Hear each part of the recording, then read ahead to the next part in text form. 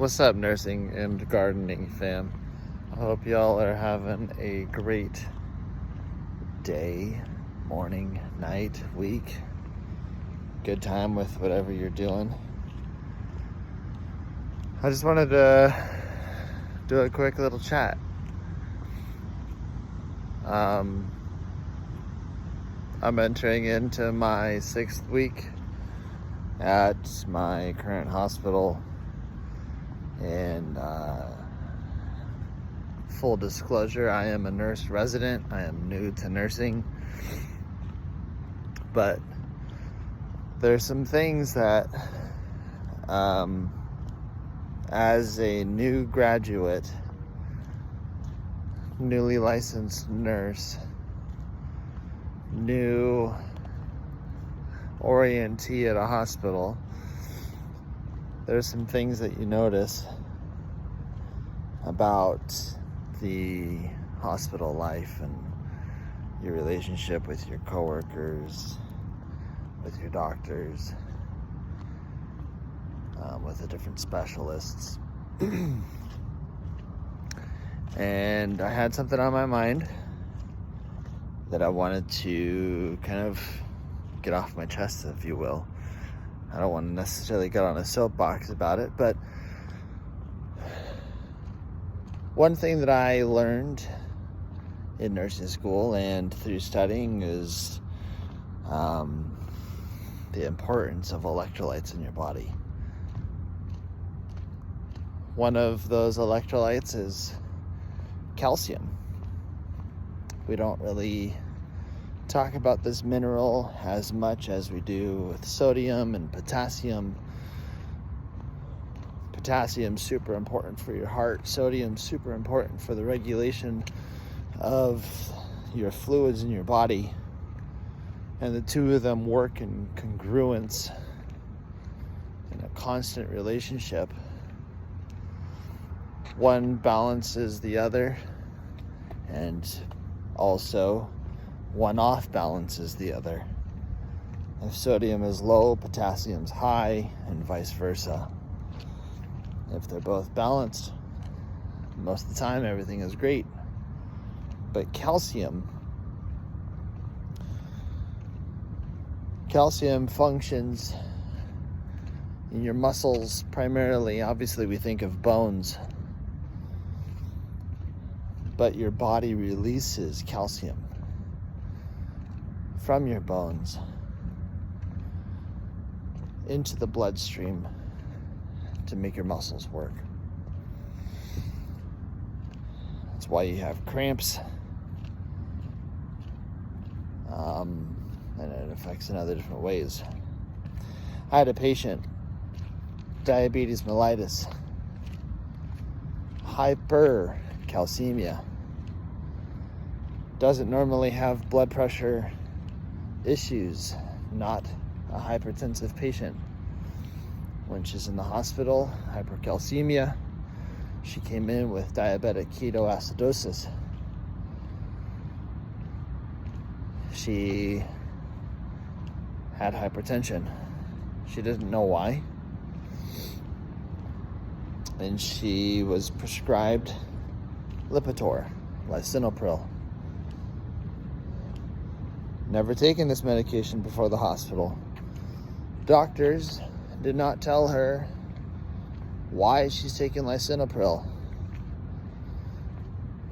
Doctors did not explain to the nurse, that was before me, why she's taking lisinopril.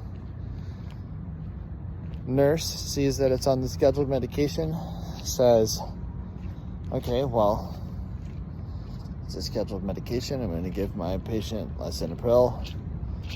Maybe they didn't explain it. I don't know.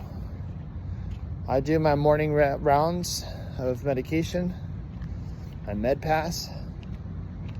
I'm going through the different sets of medication. She says to me, wait, why am I taking lisinopril? I don't recognize this medication. Guys, I don't even know if the previous nurses explained what she was getting. I don't know if she asked questions. You have to explain your medications to your patients. It's part of your patient's rights to know what treatment they're getting, to know what medication they are getting. It's part of the rights in terms of right patient, right time, right route, right medication. And something we don't really talk about is right reason.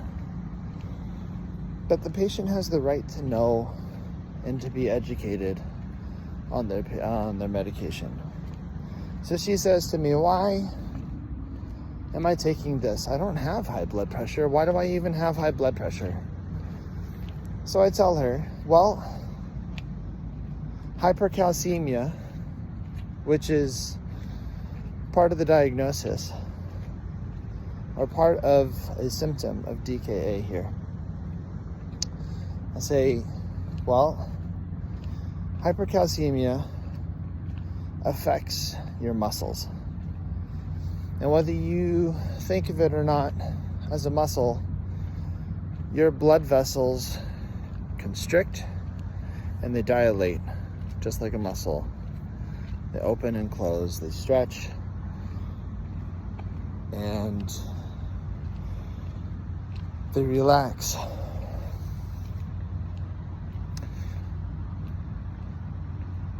And I tell her this. My charge nurse, or one of my charge nurses, is in the room doing a PICC line dressing while I am discussing my patient's medications with her.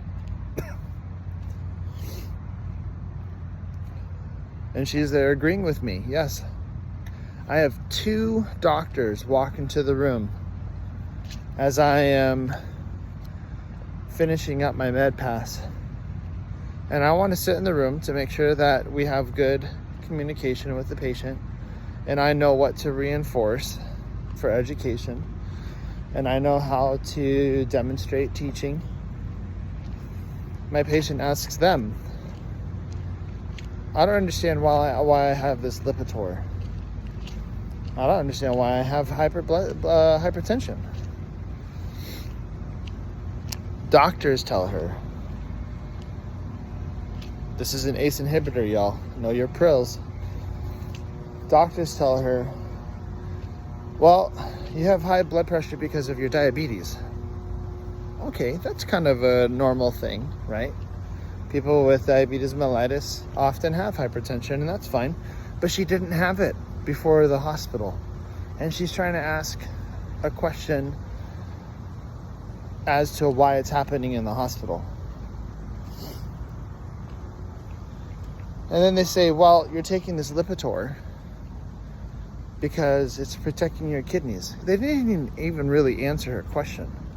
Her question was, why do I have the hypertension? They said, well, you're taking the Lipitor to protect your kidneys. Yeah, but she has hypertension. Answer her question. So I advocate for the patient. And I say, well, doc, wouldn't it also be because of her hypercalcemia that she has this high blood pressure? And they look at me with like deer in headlight eyes for about 5 seconds, and they said, no. We're only giving her the Lipitor to protect her kidneys, which is totally fine, whatever. I get that. But her question is why she has hypertension, not why is she taking the medication. Because she's willing to take the medication if she has hypertension. She's willing to take the medication even to protect her kidneys. But what is she protecting her kidneys from, guys? Yes, patients with diabetes mellitus often get on lisinopril because they have hypertension. But the point that I'm trying to get here is listen to your patients. Know what you're talking about with your patients. And this is not just a nursing responsibility. This is all of our responsibilities as healthcare providers. And even more, I am shocked that they did not give credence to the hypercalcemia affecting blood pressure. One of the most important things that you guys can do is understand how electrolytes affect your body. When you get your chemistry labs in the morning from your phlebotomy, or when you do your nurse draws, or you have to look at your labs throughout the day in your critical care units, know why you're looking at them and how they affect your body. Yes, my patient's kidneys were being affected because of hypertension. I don't know why I keep on saying hyperblood, excuse me. Because of her hypertension that she was having, and it was acute hypertension, it was not a chronic issue. And they wanted to protect her kidneys from that, and that's fine. They were trying to prevent destruction of her nephrons. Totally get that.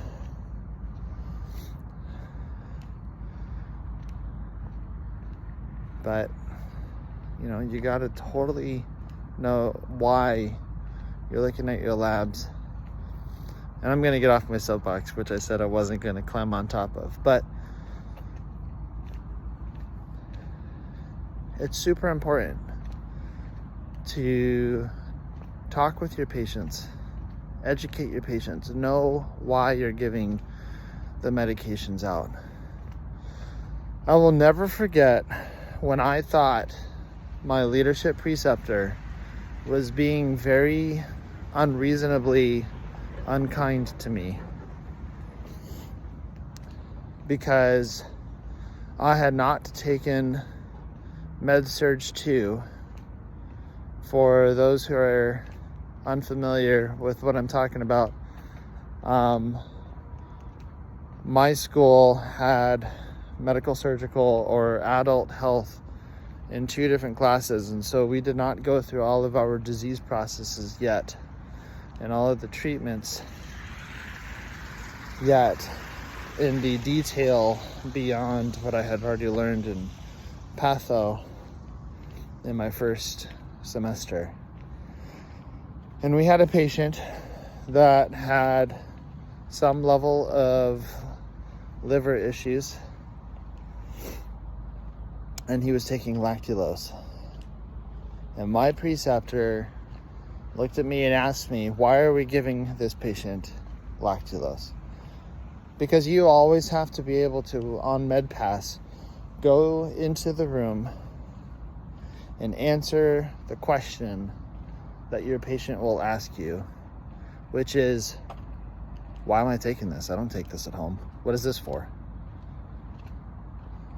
And my response to her was, well, I know that lactulose is a diuretic, or not a diuretic, but a form of a laxative. And she looks at me and she says, why are we giving him a laxative? Why would we give him a laxative when he's having his bowel movements on a regular?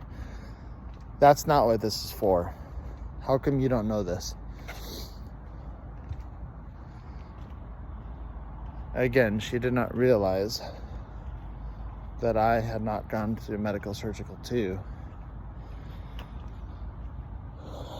And we had not talked about the importance of lactulose in getting rid of the ammonia in the body to help with encephalitis, or to prevent it. Encephalopathy.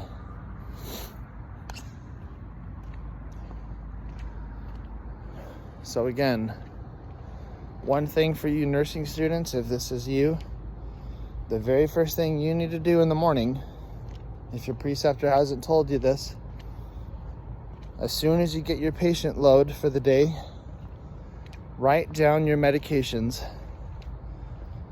find out what their history is, find out what they're in for, find out what's going on in their body, go into their labs, go and take a look at their chemistries, Go and take a look at their important things like CBC. Go look at their CMP or their BMP. Find out what's off balance, and then look at your medications and say, okay, let's kind of do this puzzle. It will help you eventually when you're doing your own med pass, and who knows, maybe even teaching your own students.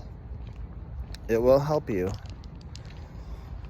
to understand exactly why you're giving medications that are new and provided from the hospitalist or the surgical team or an orthopedist, nephrologist.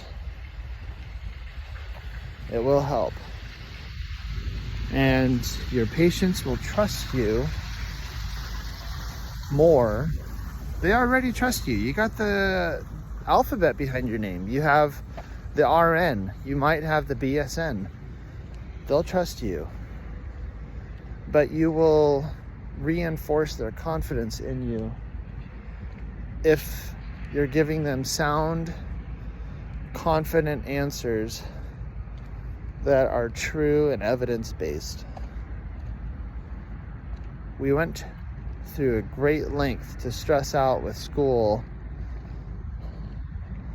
to study our asses off for the NCLEX. Use your knowledge that you know to help your patients. That's it for me. Have a good night.